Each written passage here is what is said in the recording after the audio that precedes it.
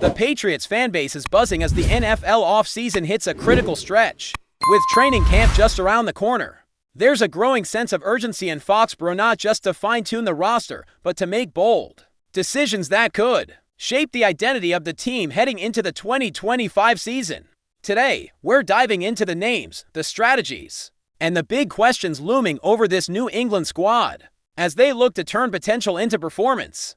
And we're not just talking about your typical headline free agents or obvious upgrades. We're digging deeper, players that might be flying under the radar but could play massive roles in reshaping this team, as well as veterans whose time in Foxborough might be quietly ticking down. Let's start on offense because, let's face it, that's where the Patriots need the most help if they're going to be a serious playoff threat. And while many would instinctively jump to wide receivers after all, that's been a consistent point of concern. It might actually be smarter to look elsewhere. This team already has a young quarterback in Drake May who's going to need time, patience, and most of all, protection. That's why the offensive line becomes the focal point. Forget the flashy targets for a minute. The reality is, if May doesn't have time in the pocket, it won't matter who's catching the ball. So, where does that lead us? Straight to that left guard position. Cole Strange, a former first-round pick, was brought in with expectations sky high, but so far, his performances have left the coaching staff and fans wanting more. It's not that Strange can't develop into a solid player, but entering this critical phase of the offseason, the Patriots can't afford to just hope he puts it all together. They need a real plan B. Enter Brandon Scherff, a seasoned veteran, a former All-Pro, and a guy who knows how to win in the trenches. At 33 years old, he's not coming in to be a long-term fix, but that's not what New England needs right now. They need stability, they need leadership, and most importantly, they need someone who can raise the floor of this offensive line while pushing Strange to either rise up or step aside. With a backfield already stacked, Tramondre Stevenson, Antonio Gibson, undrafted rookie Lan Larison, all fighting for touches, the offense is quietly putting together some intriguing depth. And with Will Campbell looking locked in at tackle and Morgan Moses providing veteran presence on the other end, the foundation is almost there. Throw in a center like Garrett Bradbury and a promising rookie like Amarius Mims from Georgia, and suddenly this offensive line doesn't look so shaky. But again, the left guard remains a concern, and Scherff could be the missing piece that brings it all together. Of course, money talks, and at this point in his career, Scherff likely knows his big payday days are behind him. Still, it's all about timing. His camp will wait, possibly hoping an injury elsewhere opens up a better opportunity. But if New England can strike the right deal now, it could be a game changer for this offense. Now let's flip that coin. If we're talking about additions, we also need to be realistic and talk about subtractions. And on offense, one name that keeps surfacing is Kendrick Bourne. Once a fan favorite and a spark plug in the passing game, Bourne has struggled to regain form since his injury. And while the team gave him every opportunity last year to reassert himself, the clock keeps ticking. Athletically, every year matters. And in a league as unforgiving as the NFL, if you're not trending up, you're already halfway out the door right now. Bourne finds himself in a crowded receiver room where he might not even crack the top 5, with names like Stefon Diggs, Demario Douglas, and Kyle Williams making waves, and young talents like Keishan Boot and Tyquan Thornton fighting for snaps. Bourne's role becomes harder to justify, and here's the kicker: he's carrying one of the top salaries on the team. We're talking about a guy with a cap hit north of $7 million, potentially sitting on the bench. That just doesn't add up, especially for a team looking to stretch every dollar. For Bourne, training, camp, and preseason are going to be make or break. He needs not just to play well, he needs to be spectacular. He's essentially auditioning, whether it's for the Patriots or another team that might want to trade for him or scoop him up.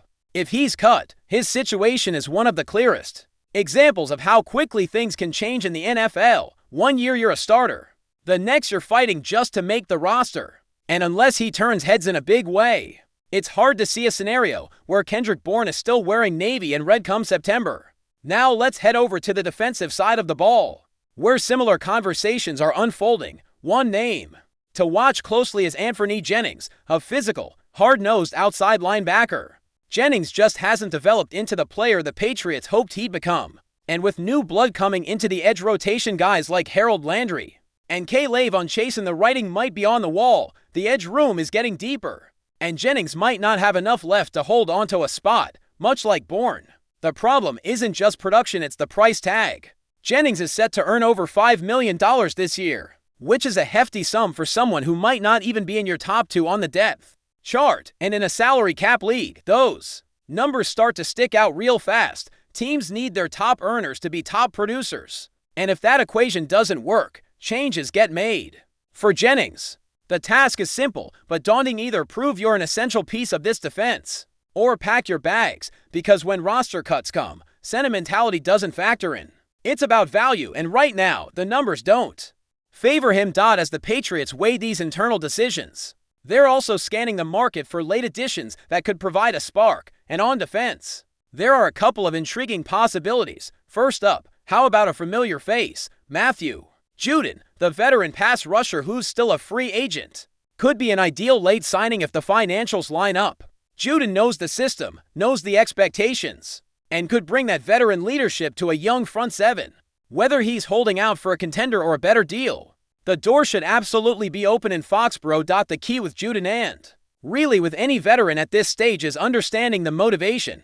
Are you chasing one last big payday, or are you chasing a ring? If it's the latter, the Patriots could be an interesting destination, especially if Robert Kraft and company can sell the vision. A young, hungry team with a potential franchise quarterback, a respected new head coach, and a chance to play a major role in turning things around. If Judon is open to that pitch, and the dollars make sense, a reunion would be a win-win, but that's not the only option. One of the more intriguing names still on the board is Raekwon Davis. At 6'7" and over 330 pounds, he's the kind of space-eating defensive tackle that could thrive in a rotation. He hasn't quite lived up to the hype since his days at Alabama, and his stint in Indianapolis last year didn't do him many favors. But this could be the perfect low-risk, high-reward signing.